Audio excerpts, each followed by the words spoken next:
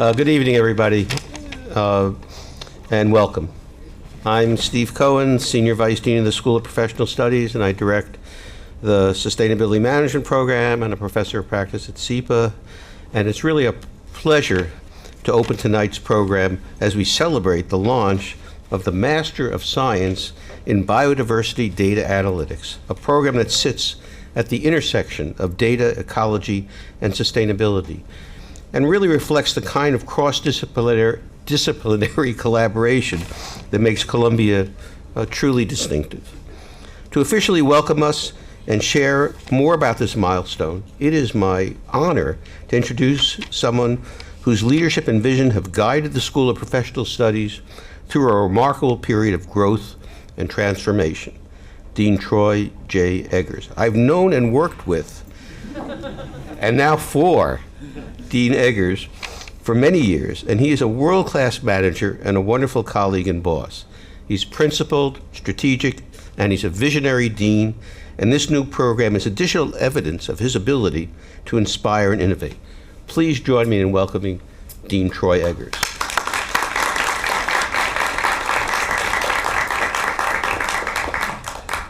Someone should give him a raise. That's terrific. Okay.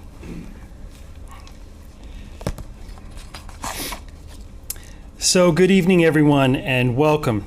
It is a privilege to be here with you to celebrate the launch of Columbia University's new Master of Science in Biodiversity Data Analytics, a groundbreaking program that embodies the best of what we do at the School of Professional Studies, bringing academic excellence, innovation, and purpose together to meet the challenges of our time. I also want to extend a special welcome to those joining us virtually this evening.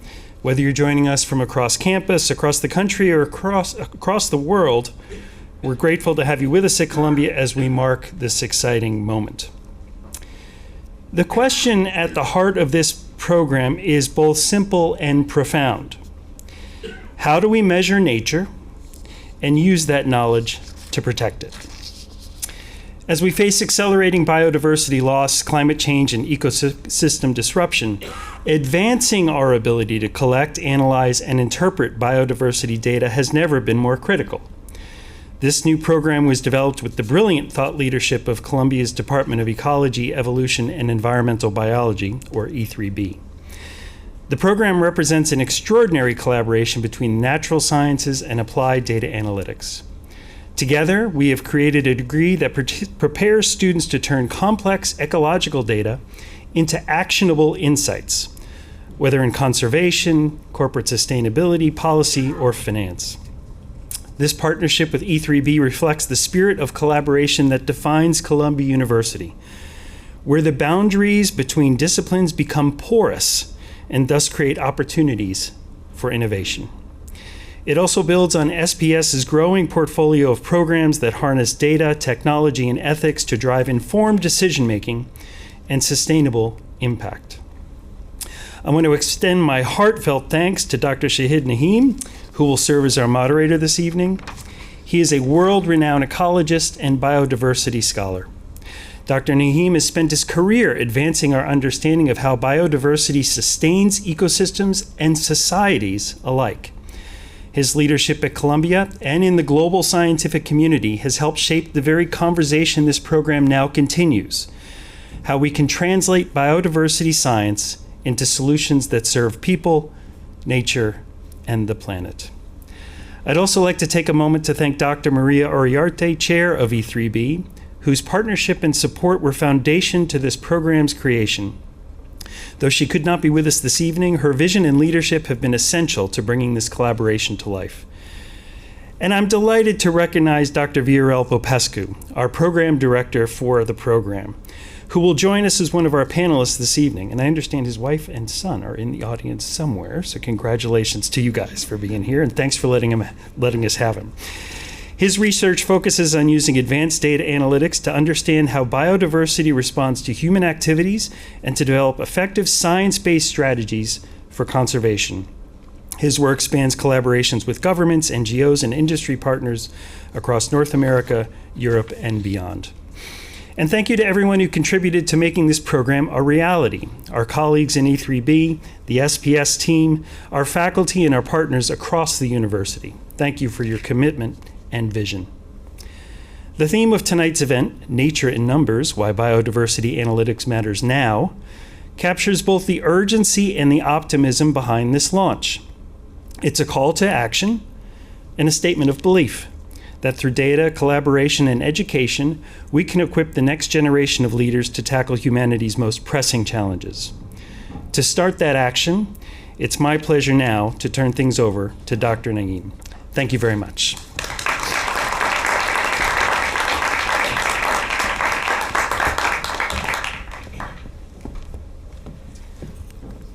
Thank you for that generous introduction. It's a lot to live up to.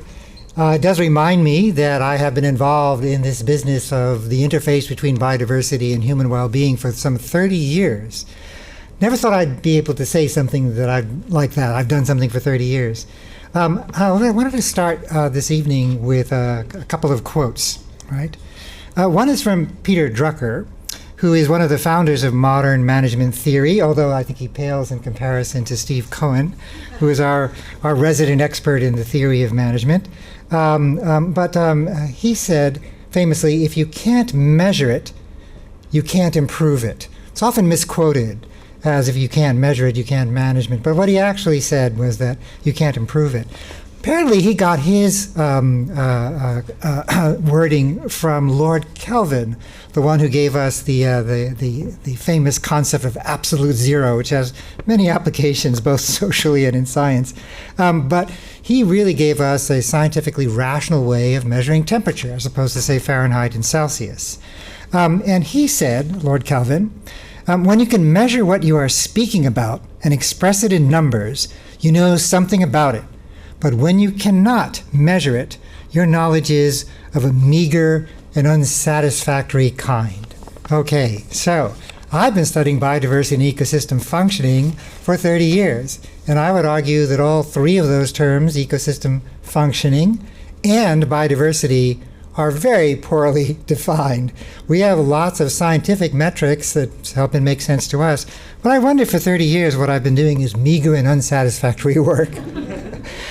What's been really rewarding to me is to see that our science and that of my students have worked in probably some 60 countries on 5 continents, always coming up at the end of their master's, undergraduate, and PhD work that if you lose biodiversity, everything goes to hell, if I can use that term right. Climate change is a special case of biodiversity loss. Emerging disease is a special case of biodiversity loss. Biogeochemical pollution, such as nitrogen pollution in the dead zone, it's a special case of biodiversity loss. I could go on, but the truth is that the whole world, including the Intergovernmental Panel on Biodiversity and Ecosystem Services, the Convention on Biological Diversity, both UN agreements that have been signed by every nation except one, you might gather which one that is, and the Vatican. So they haven't signed on these things too. They have a higher authority to report to.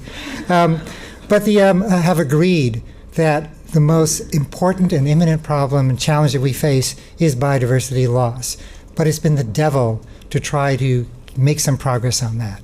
And we realize that the reason that is because what Lord Kelvin and what Peter Drucker said is that we need to find some way to measure it in ways that have utility and purpose and can achieve the sorts of change that we'd like to receive. So with that, I know there's a timekeeper who will be hooking me off the stage if I go over time. We want to leave a lot of time for questions, for the Q&A.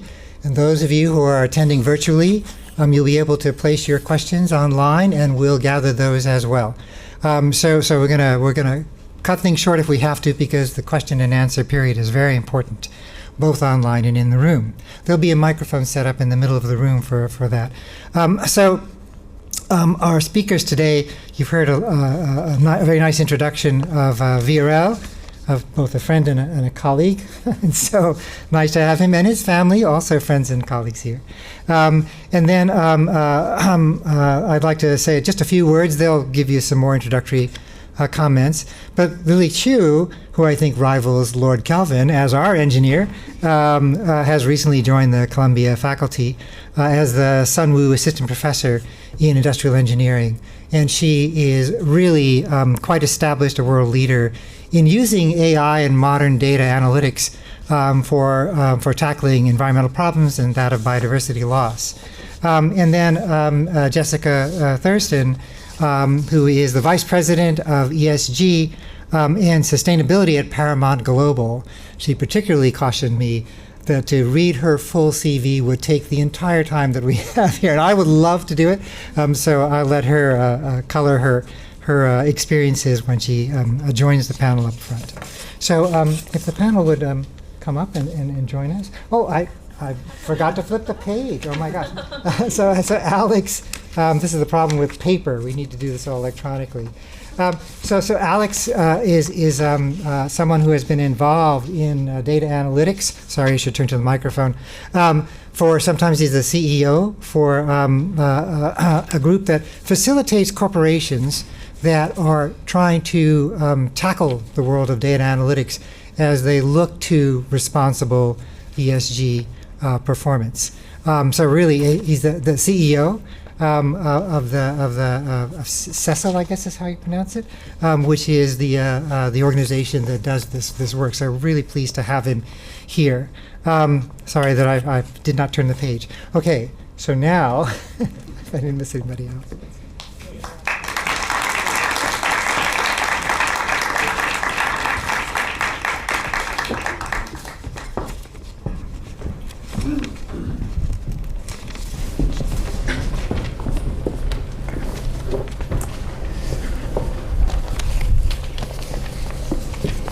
So we have enough questions to keep us busy. I was worried about a hot mic. Okay, now it's hot. We have a lot of questions, but I'm going to try to move through them quickly so that we have time for questions and answers. I'll give you the first one, I think, which is probably the one that many of us are interested in, which is why is biodiversity data and analytics critical now? Our speakers earlier have mentioned the importance of this, but I'd like to turn that to you, Virel, since you're the director of the master's program. What would you say about an answer to that question? All right, thank you, Shahid. I think the short answer is that, to paraphrase Lord Kelvin, I don't have satisfaction. Right. So there's two main issues that I see driving the importance of this field. One of them is the sense of urgency. Right? We don't really have time. Right? With biodiversity loss, it's happening at a really rapid pace, and in order to be able to do something about it and reverse biodiversity loss, we need people, we need professionals that can act. And the second one that hopefully my colleagues are going to talk a little bit more is this data revolution that we're witnessing right now. We're sending satellites by the hundreds up there. We're revolutionizing how data is collected in many environments, how data is processed, aided by machine learning, AI, platforms like CECIL. So in the past, we used to have a data problem. Now we actually have a data analysis problem. Right? So being able to apply analytical tools to these massive data sets that we're collecting becomes critical to solve the first problem. So this is a new program. Do you feel that that there are comparable programs in the field, or is this pretty unique? I would say it's pretty unique. I would say it's unique, not pretty unique. Right? So, and the reason is that this new program sits within the larger SPS ecosystem of sustainability programs. So it's not just an analytics program, a data analytics program, but rather analytics that's embedded in sustainability, in management, in policy, decision-making, finance. All of these fields and skills are necessary to make effective decisions, not just analytic tools. And it's also online and part-time to facilitate access to this program of professionals in the working force. Yeah, I think it's also, well, perhaps this is sort of a signature of the master's programs that are offered here at Columbia, that it is actually bringing together the science as well as its application, both fundamental and applied. I'd like to get to the point you made maybe a little later about this will help turn things around, so we'll get to that. But let's go on to the idea that this is filling a critical gap, right? And so the idea is that if corporations or businesses or other sectors can disclose their impacts, understand the financial risks, and understand better how to allocate resources to the problem of biodiversity loss, build public trust, and provide sustainable products to consumers, how can this sort of program and the people involved would help it? I'm going to ask Jessica if she's willing to, because you're so actively involved with that, with Paramount in Skydance Global. Yeah, well, first of all, thank you. I'm very excited about this program. I wear two hats. I lead sustainability and ESG, environmental social governance, for Paramount Skydance. You can call us whatever you want. Viacom, CBS, source of my headaches, everything is fine. But I also teach in the sustainability management program. I teach ESG aligned corporate governance and corporate sustainability reporting and strategy. So I think I'm very privileged to have a view on what we need and are missing in the corporate side of things, and what I know that our students, particularly those trained at Columbia, can do. And right now, in the corporate world, the corporate landscape, and not really even just specific to media, though there are certainly biodiversity impacts specific to the media industry that I'd be happy to go on and on about, we don't know what we don't know, we being corporations, about our nature and biodiversity impacts. And that can sound very shocking to those of us who think about sustainability all of the time, because I often sit in my office and just think, like, how am I having to explain this all over again? But that is the role, that is the job of folks in the roles of corporate sustainability. And that is why we need more and more people who have this technical background. Go with me on a very quick journey, which is what I see the landscape of, and like how corporate responsibility and corporations are themselves evolving, and where the folks that graduate from this program will fit in. Right now, we are very much in an era of shareholder primacy, in which folks that own stock in a corporation often are all that matters. That at the end of the day, we think about stock price, and we think about, are the folks that own our stock happy?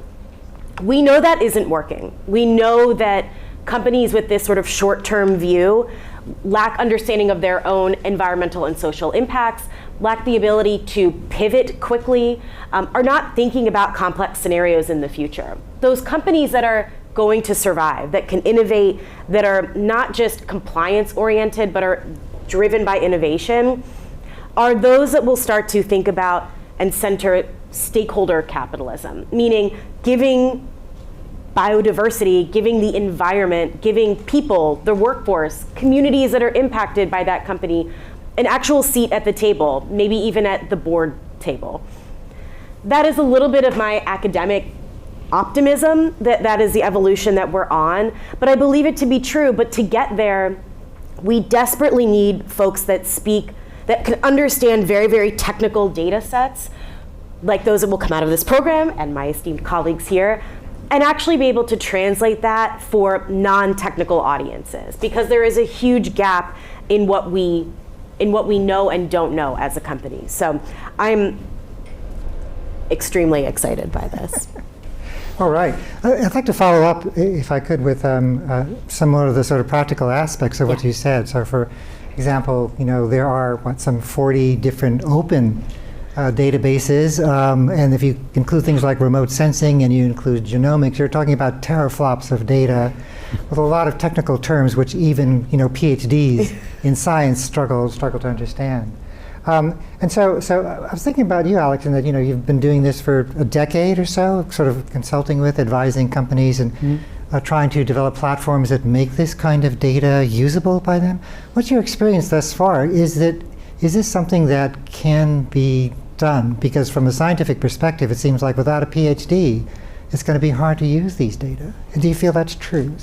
Yeah, I think that we have come a long way, but I mean, has anyone in this crowd, I know at least sitting next to me, handled biodiversity data at their computer or through some of the work? So, I mean, those people who raised their hands and others, I was in a class helping some of these people wrangle some of this data not that long ago. And so I think we're at a point at which we do have the tools to be able to wrangle this data and make sense of it. But if I were to point out that there are still some challenges, as you say, there are thousands of data sets that exist. So I think there's still a huge challenge in front of us in understanding which data set to use at the right time. I think that in addition to that, I don't know that all of this has been very well managed necessarily. So actually then, if you find a data set that you want to use, can you actually get access to it? And then finally, and importantly, I think there are licensing challenges that still exist, particularly when we're talking about data that's being collected in important areas around the world by indigenous communities. And so I would say that we have come a long way, and technology is enabling us to have programs like this, which I think is very exciting. But I still think for all of those who are interested in this program, there's still plenty of challenges that need to get solved. But I feel as though we have the right people coming together, programs like this, that we're going to overcome a lot of those challenges. So we've made a lot of progress, but there are still plenty of things for everyone in this crowd and those who are interested in the program to come and solve. All right. So I was talking to Stuart, who is here, Stuart Firestein, who's about optimism in science. And we had mixed views on its utility. But one thing that people see is what you're talking about, these complexities of teraflops of data and how to analyze them, is AI. In the AI revolution, everybody believes that it's going to be the magic bullet. And a lot of investment is going into that now. So Lily, you're a leader in this, the increasing use of AI in the data analytics sector. What's your feeling on it? Is it going to be the solution that we all hope for, or? So we certainly have seen, we've all personally experienced this revolution in AI. And one thing that is very unique about biodiversity and biodiversity data is that large language models are really, really good at synthesizing information that is already out there. So we can take the whole internet's worth of data. We can take, every photo that is available in the public domain, and we can distill it, we can process it, we can look at it through different lenses, we can query it really well. But a huge challenge with biodiversity data is that information is simply not available.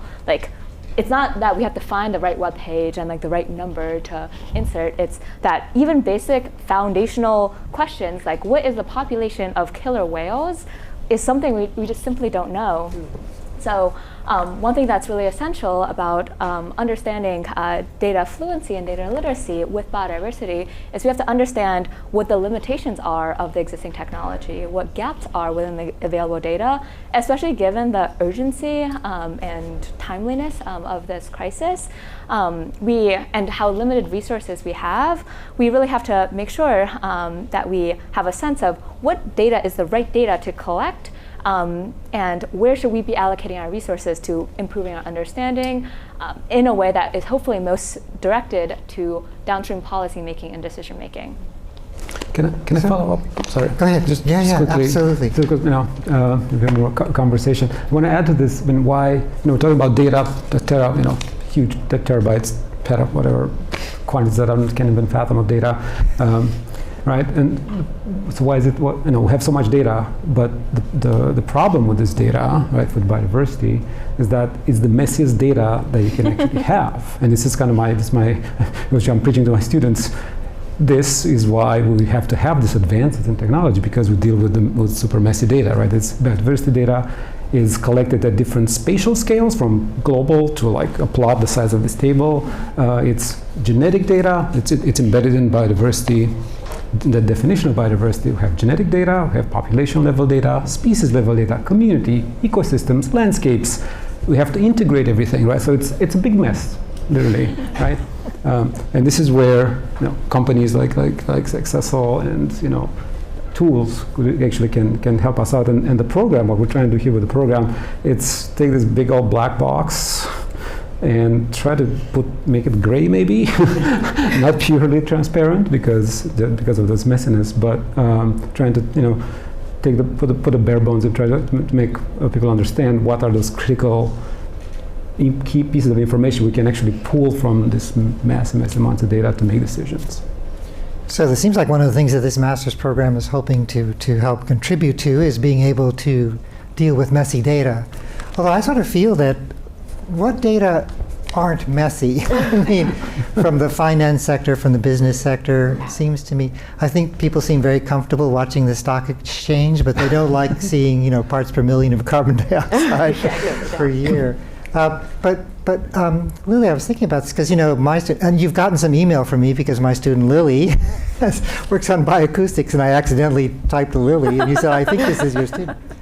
But bioacoustic data comes in, it's gigabytes of data that you have, and it's very, very different, very hard to interpret. And then you might want to somehow combine that with climate change data, social data. Is that something that AI is good at, or is something that it's learning to do? Absolutely. So this is what you're talking about is really multimodality within data. So multimodal data is just when we have data of various forms. So we have acoustic data that comes from acoustic sensors. We have visual data that comes from remote sensing or camera trap imagery. We have tabular data of measurements that are taken on the ground or point samples. And what AI and other models are able to do is help synthesize these many different forms of data and help distill what is actually useful, separating out the signal from the noise.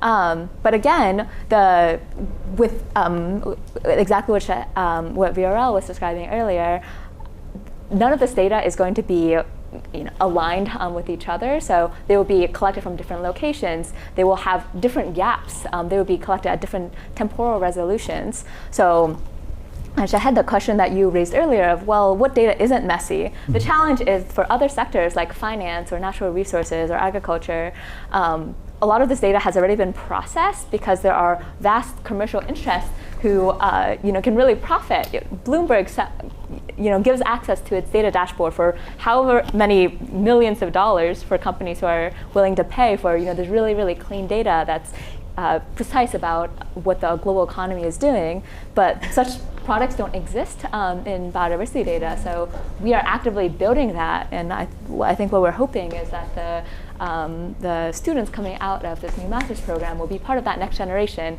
helping develop platforms like Cecil that is making this data synthesized, useful, and informative for our downstream decision making. That's a great point, because I was thinking that it's hard for me to think of any data more messy than metagenomics, but there's a lot of commercial interest in it. And the same is true for some of these other data sets you mentioned.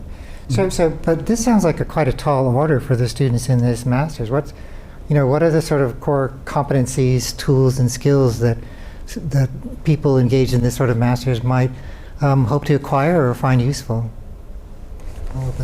I can start here.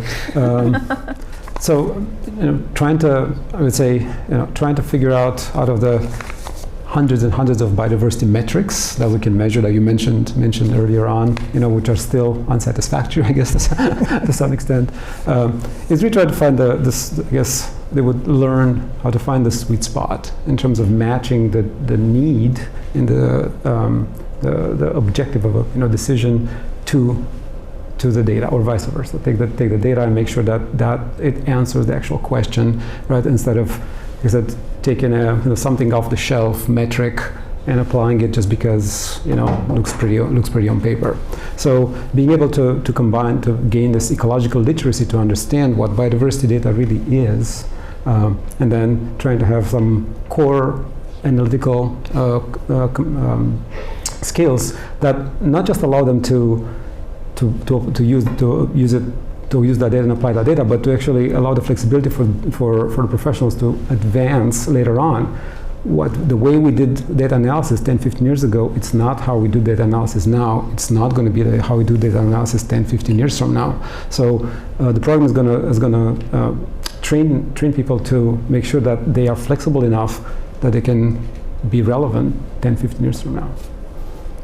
may I add on to that? Because from the corporate side, we're just desperate for this because there is a proliferation of new ESG and sustainability regulations globally, largely out of the EU, but it's all over.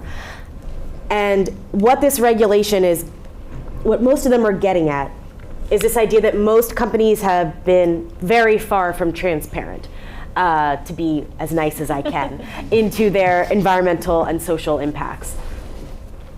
It is attempting to align financial disclosures with non-financial disclosures, with climate impacts, impacts on society and beyond.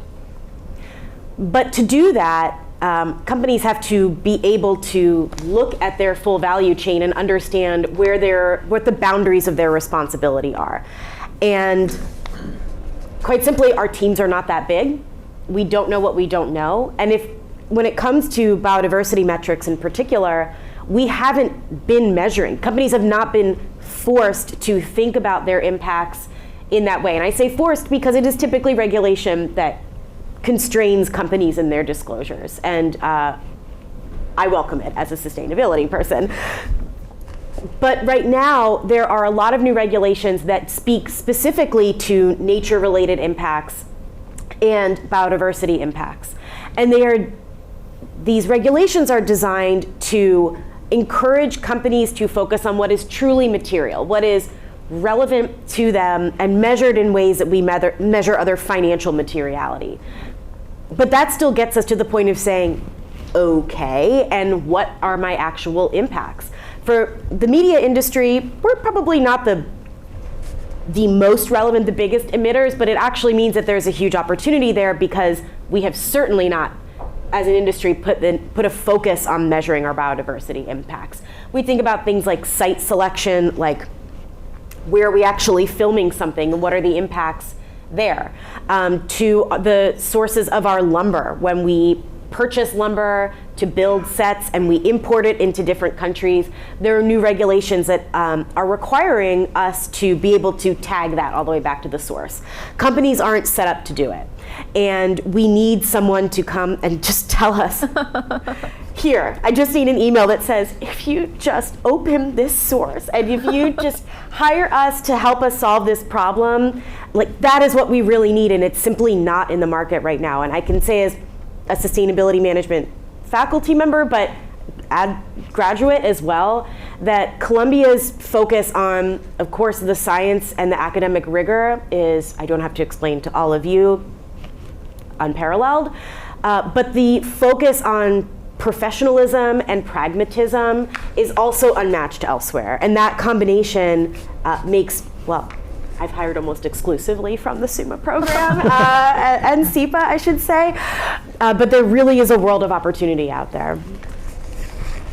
So I like that point of the world of opportunity, and as we look across the panel here, we can see from whether it's academic or whether it's applied engineering, computer science or finance or consulting, or running training programs in conservation biology in Europe and elsewhere. And then even media, which I think plays not only in the actual footprint of the corporation, but actually in the work that you do. Yeah, what's on really screen. Important as well. And also what's really nice is all of you actually have you participated in a class, you teach, all of us have tried to give our expertise and skills to those who are interested in learning. One question that I think will probably come up, and I don't know if will we have a microphone? Yep. 5 minutes, you said? Okay. So, so get ready for those questions for the mic and online as well. And I think it's, and you said it in the beginning, and I said I was going to come back to it, which is that the excitement about this from all of you, and I think it's quite palpable, and myself as well, is that we can see things turning around if we can move this forward. Mm-hmm. So what's the basis for this optimism? Because if you read the sort of reports, or you read the sort of the state of the planet addresses that come out of NGOs, there's not a lot of optimism there, and yet I just sense tremendous optimism here. Any of you would like to talk about that? I think that maybe framed through optimism and just opportunities that exist, and focusing maybe on the analytics part of sort of the conversation here. and also picking up off of what you said about a black box, which it can often be seen as. If we break that out, I think within that black box of data analytics, there are just so many exciting opportunities. And so at the sensor level, I think that there's going to be incredible new advancements in hardware that is being deployed. We're going to need to figure out how we actually bring those different modes of technology together. I think that there's going to be huge opportunities to process that information, so just bringing in pure data science into this ecosystem, and then all the way through to making that consumable to people at the corporate end of town. So there are just new technologies, and you can apply AI, in my opinion, to each of those different buckets. And so now that we're getting clarity and breaking that all out, I think that there are just so many different skill sets and so much work needed that I just see that as a lot of opportunity, and it feels very real and tangible, and therefore that's where my optimism comes from, is because we are breaking those things out and we are having that conversation. And so it feels very tangible that we can bring more people into this problem and actually start getting to some solutions. All right. Others? I'm optimistic, and I'll tell a little bit of anecdote of why. So I'm academic, but I've been in this game for a while, and I usually go to conferences, and the scientific conferences, and it's all a bummer. It's literally, right? This other species goes down, and then I went to a geospatial conference where I met Alex, and I went to a sustainability conference and talked to Jessica, and all of a sudden my horizon just was like, my eyes were wide open. I was like, wow, it's not just a handful of academics that are trying to save the world at a conference, but there's a lot of interest across all sectors to contribute to solve the problem. So I advise you to think broader. If you want to follow an academic, you want to go on a PhD, you want to follow an academic track, go to other places and do other things, because it really blew my mind, and then that's where you see the synergies, and that's where you see the things that, how things really happen, right? When you put all these minds together that don't necessarily talk the same language. To add to this, I would say that I feel like we are kind of at a precipice, and the dam is starting to break, because Shahid mentioned at the beginning the Kunming-Montreal Agreement that was signed by 196 nations around the world, and that was in 2022, which happened 7 years after a similar moment for climate, which is the Paris Agreement signed in 2015. So I kind of see it as biodiversity is kind of where climate was a decade ago, and we've witnessed such a revolution in the amount of public attention and care and financing that has gone into addressing the climate crisis and moving towards the clean energy transformation. And I really believe that moment is coming right now for biodiversity. And Jessica also alluded to increasing pressures for corporate sustainability disclosures, for example. So there is increasing attention. We have multilateral agreements. People are ready. We're just trying to figure out, as we're mobilizing these resources, where should we mobilize it to? What should we be doing? And that's what we need to develop tools and analytics to help understand. I love what you said, because a story.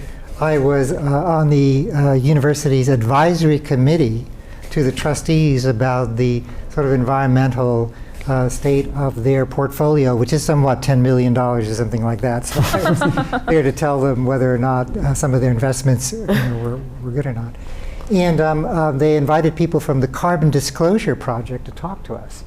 And I said, this is a great program because it allows corporations to engage in public discussion about what their carbon footprint is.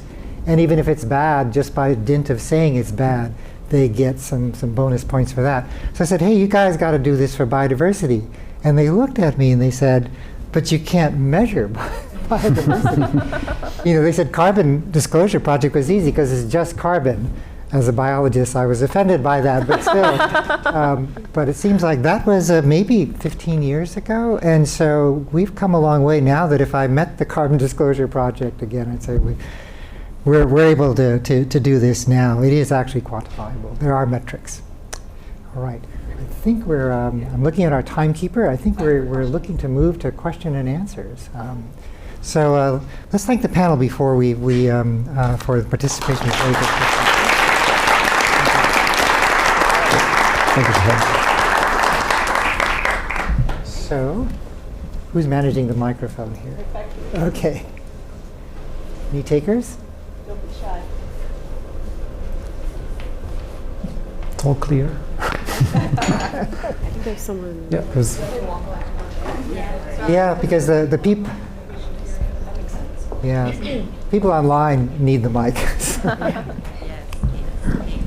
take this? Yeah. Hi, I know a few people up on the panel. So I work in the climate and biodiversity space, and I work for a big financial firm. We provide metrics. So I'm part of this world, and I'm so excited to. I'm also a SUMA graduate, so I'm very excited to see this program being launched. But my question is, I grapple with an issue in my day-to-day work, which is AI is amazing, and it is probably going to make biodiversity data much easier to work with. But in order to create the tools necessary to do that, and the AI tools, we're sending tons of satellites into space. We're using a ton of energy, and we're using more water than we have, in our systems. So how do you guys grapple with that? Like, how do we sleep at night? Yeah. I mean, I don't really mean how do you sleep at night, but like. No. So I think first of all, much of that data is being collected regardless of whether or not we analyze it or not. Like the satellites that are being launched into space and doing like monitoring of the world, like that, that was not sent up by like the ESG office of a company. That was not set up by the Department of Interior of the United States. It's set up for a lot of other monitoring for other purposes beyond biodiversity. So I think what we have to do is recognize that there's already so much information and data out there that can be leveraged, that is just kind of like, these untapped reservoirs. And then from there, kind of tapping those reservoirs as much as possible, then we want to understand how can we do additional data collection and processing in the most efficient way. But we have to kind of start from what already exists, what is already being collected, in order to inform where to go next. Yeah, I think that to sort of build off that perspective, I think that there are so many places in which AI can get applied across the different problems that need to get solved in this sort of data and analytics domain around nature, and we just need to be smart about where we are actually applying it, because I think that we can throw a lot of crazy solutions and not really be thoughtful about what problem that is actually going to solve. So I think hopefully we can be thoughtful about where we are applying this. So to make that a bit more tangible, I think that across the stack of nature data, we could apply AI to helping us. There's a lot of work going on with embeddings from a satellite imagery perspective. There's also some amazing work going on at the inference level, where we're translating things and helping people communicate better with interfaces. And so I think that we need to think broadly about where AI is going to be applied here, but then also be just thoughtful about where is it actually going to make a difference, because I do see at the moment a little bit of a risk of just throwing that at the entire space, and there could be some risks of that having diminishing returns, and then the implications that you're talking about around the energy consumption and things is just kind of lost. So yeah, I think we need to be very thoughtful about where we apply it and break things out, not have a black box, and apply it to things where it really will matter, because I think it can have an impact if applied in the right places. Yeah.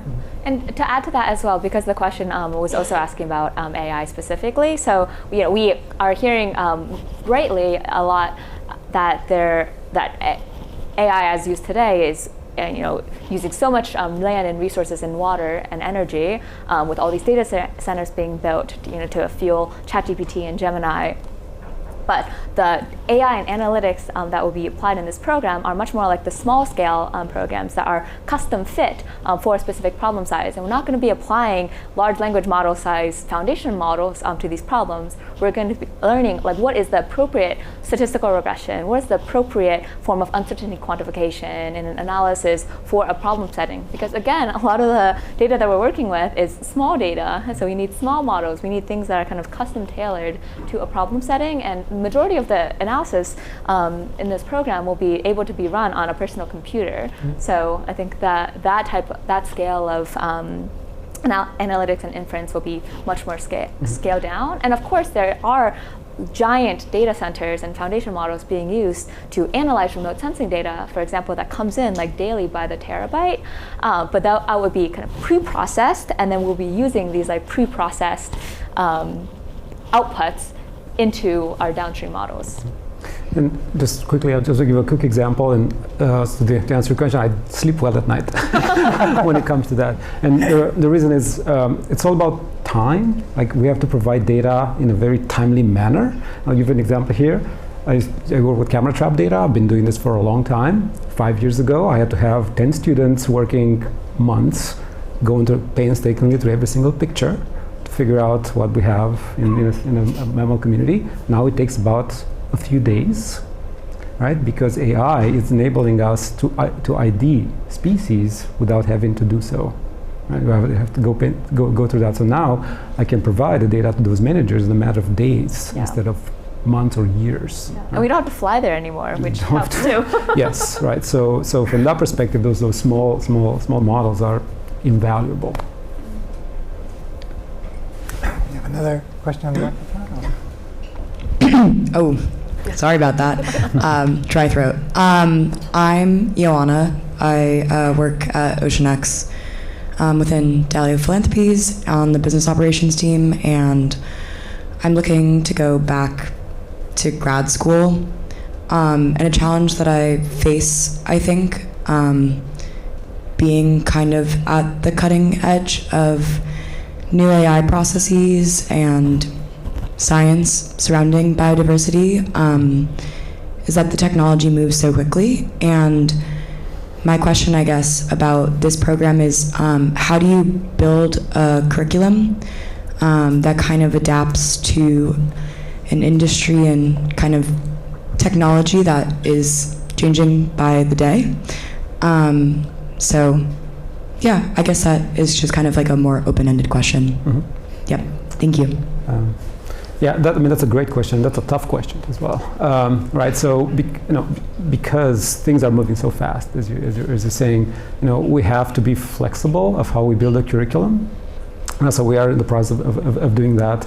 But I really think that starting with providing the just foundational concepts in what biodiversity data is and how you deal with it in a simple way, from just building this distribution model to running community level metric, that I think provides the foundation for being able to handle other incoming technologies, right? So as long as you gain some good skills in R and Python, which are the main languages moving forward, then you can be flexible in terms of tackling more detailed. In biodiversity, we always say people specialize in different types of modeling, right? So no program will give you the depth for every single type of aspect of biodiversity analytics, simply because it's probably impossible. Really, you need to spend years to do so. But the way that we'll be in the curriculum, with half of it being analytical, geospatial course, related courses, more non-geospatial data handling, including AI tools and skills, using the latest that we have right now, the latest method, provides a foundation for self-learning paths, which is a must regardless of any program. If I may add too, what I find so beneficial about many of the SPS programs, and I believe this one will be very similar, is that we're at this point where we need an organizing methodology around when we talk about biodiversity data. What are we even talking about? how do you translate that from the very technical to the work environment? And you having the experience that you do, to me, makes you an excellent candidate. Not to, I have no play. I have absolutely no power anywhere. But I think that bringing your real world skill set to this, and then getting a sense of whether or not you want to stay in this role or you want to take a different path, you'll really get that balance of a very technical understanding of how to navigate this world with the management of the work. And just like when the sustainability management program was started, we were in this space in sustainability in which, yeah, there were folks working in it, and we knew all the stuff that we didn't know, but we thought, okay, we have to get further educated in this, and we do, because we have to really create a foundational sense of language and shared communication practices around this field that is so, to the layperson, so technical that it's difficult to even explain the applicability in a lot of spaces. And that is why it feels so essential to me right now. I encourage you to do it. Okay, thank you. I was thinking we should take some questions from the... Yeah, can you cite some specific examples of where biodiversity data analytics was used either to stop deforestation or to drastically halt it? And also, I just want to know if any of you guys have any personal experience with this, like stopping deforestation or drastically halting it. I have an example. So last year, there was a front page article in above the fold of the New York Times of an organization, Mighty Earth, that looks at remote sensing information to track land use change. And what it would identify was that in the Brazilian Amazon, in the Pantanal region, there was a big cattle rancher that was using chemical defoliants, so flying helicopters that were spraying the chemical used in Agent Orange to slowly degrade trees to be converted into cattle ground. And this was done in a very intentional way to not actually cut the trees down, because that would have been detected by daily monitoring systems. But instead, by spraying this defoliant, they were able to slowly make it look like it was just natural degradation. And by looking at the data in a much more holistic way and realizing that there was this change, and then millions of acres of the Brazilian Amazon were now completely dead and destroyed, and that was all being used to grow cattle for the cattle industry. Being able to showcase this and take the data, study it, and kind of plaster it on the front page of an Asian newspaper, was able to stop this and draw attention to it. And now there's millions of dollar lawsuit that the state of Brazil is imposing. So the impact can be very, very large scale and have huge, major consequences. I would say that, yeah, I've had the privilege of working with teams at both ends of the spectrum. And I think both of these ends of the spectrum are important. I think that there are hundreds, if not thousands, of teams around the world that are taking a really bottoms-up approach to halting deforestation, and that can come in the form of REDD+ projects in the carbon industry. It can just come from improved land management practice change. So I think that there's countless examples of really amazing teams that are doing that around the world. I think that often happens on a site-by-site basis and is quite slow, but very, very impactful. At the other end, and I think that work needs to continue, that remediation work on ecosystems needs to continue. I think what we're also seeing now is the introduction of a lot of the regulations that are occurring, mostly throughout Europe, is that corporates are now having to come and really start to understand their relationships with suppliers and where deforestation may be occurring. That is arguably a lot more, in most cases, a top-down perspective. So where they're starting with is, who are my suppliers, where are my sites, and maybe they're doing some very coarse analysis to understand whether or not deforestation is occurring. So it's coming at it almost from a very top-down perspective, but we work with some large organizations around the world that are starting to do that. I think we need to be patient with that work. because just to understand where those locations are, to understand your relationship with those suppliers, and then to understand deforestation, it's going to take time and analytics to understand that. So I think around the world there are examples of both of that occurring, which is really promising. But I think depending on the context, we need to be patient with corporates starting to narrow in on priority sites, and also with the time that it actually takes to restore these ecosystems. So yeah, I mean, if there are more specific examples you're looking for, I can sort of share with you, but I think that's just a perspective that I have, which is quite cool. So I think optimistic about those types of things happening at the moment. It's very true. I think it would be nice to tabulate lots of specific examples, but the one thing that's true that all of you are pointing to is it's a slow process. I've been around at this for 30 years, so I have lots of examples, but I can tell you each one of them was a slow process. We wanted to get some questions from our online audience. Okay. We've got 4 questions from our online audience. The first comes from Clara. How would this demand for biodiversity analysts by corporations be motivated beyond government regulation? Are there any plans or initiatives to promote environmental prioritization within the free market beyond the government? Clara thanks you for your time and really engaging panel. Thank you, Clara. This is, as much as Dr. Cohen has always said, don't go get your PhD, stay in the workforce, keep doing this work. That is a question that keeps me up at night. Unfortunately, regulation is often the first thing that propels companies to take action. But that's really companies that are reticent to take action.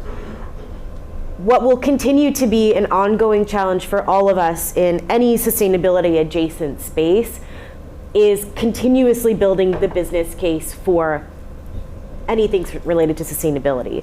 And a way that we do that is by learning to speak the language of corporations, which is why it is so important that biodiversity metrics are now being required for disclosure alongside financial metrics. I mean, that really is an amazing jump forward, even though it is coming through the form of regulation.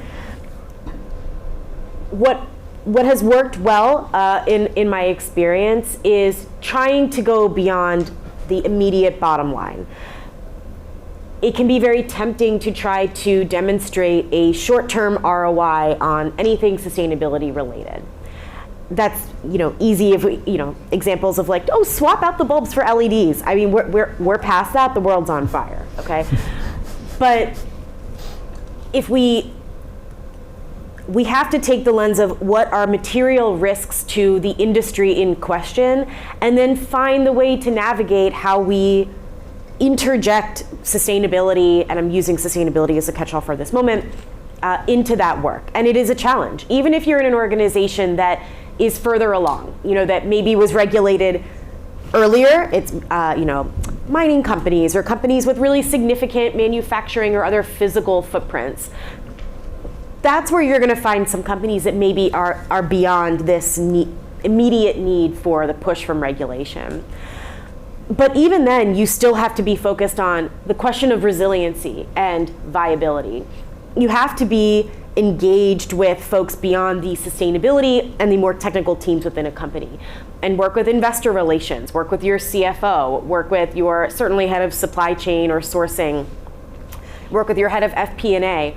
Speak with folks that are making other decisions about long-term investments in the company, and talk to them about resiliency and business continuity. And at the end of the day, if we do this job correctly, we will write ourselves out of a job. I thought by 2025 I'd be relaxing, but it is an incredibly turbulent corporate environment right now, which means, from my perspective, there is more need than ever for more folks to learn these skills. But it does take trying to speak the language of what are the material risks to that industry, and then figuring out, oh, well, there's an externality there that no one else in the room is thinking of but the person with the sustainability title.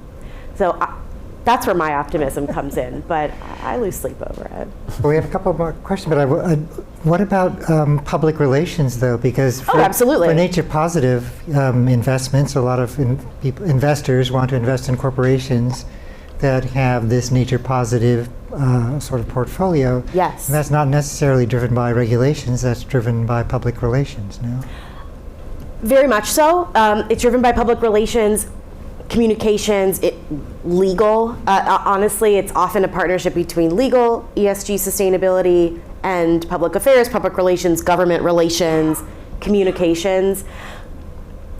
And what can work very well, too, is, yes, maybe there's some sort of positive initiative that we want to celebrate and take up some space for.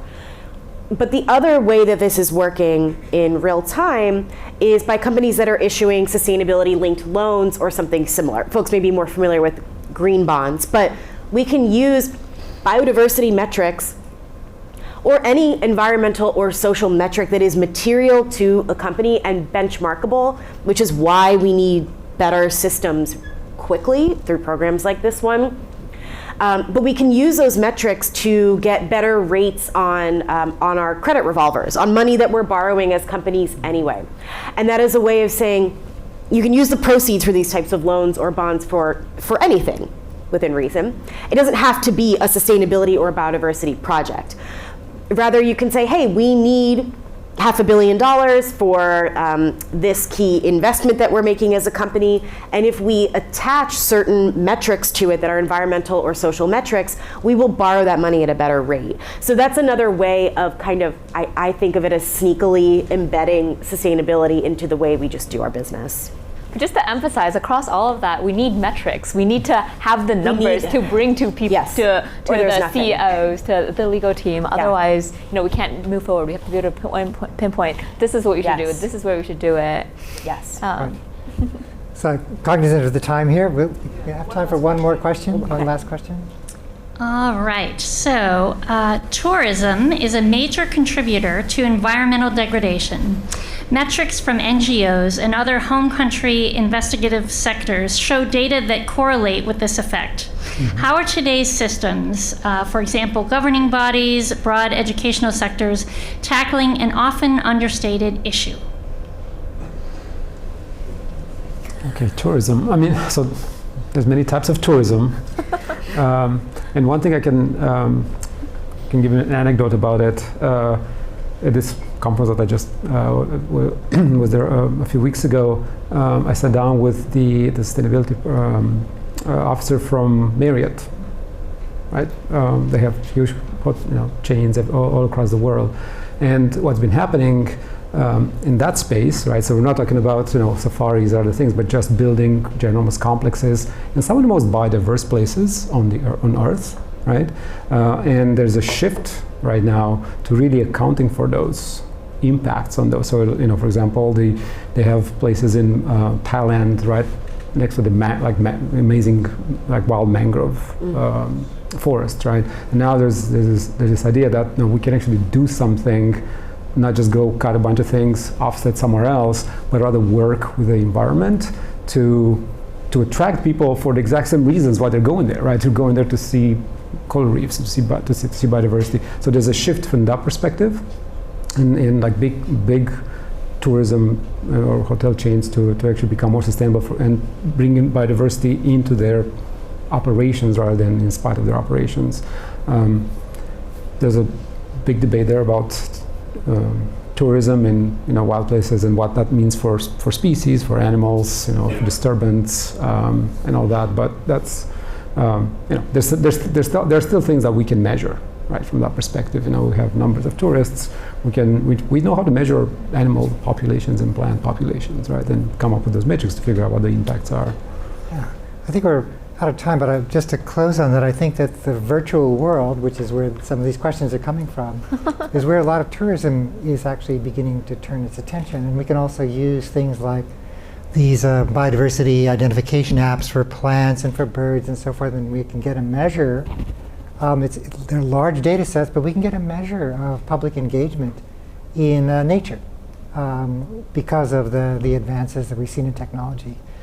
So maybe people don't have to fly very far in hopes to see a tiger. They can enjoy being able to see it through virtual exposure, and we can analyze that data as well. I think we'll be happy to answer some questions if you want to send them to me by email or some of us. But it's time for us to bring this to a close. I'd like to thank you all for participating, for asking the questions, for finding time tonight to to engage in this topic. It's been a wonderful experience for us as well, I'm sure. And also, I'd like to thank the panel again for finding the time to do this. Thank you. Thank you. And thank you, Shahid, for moderating.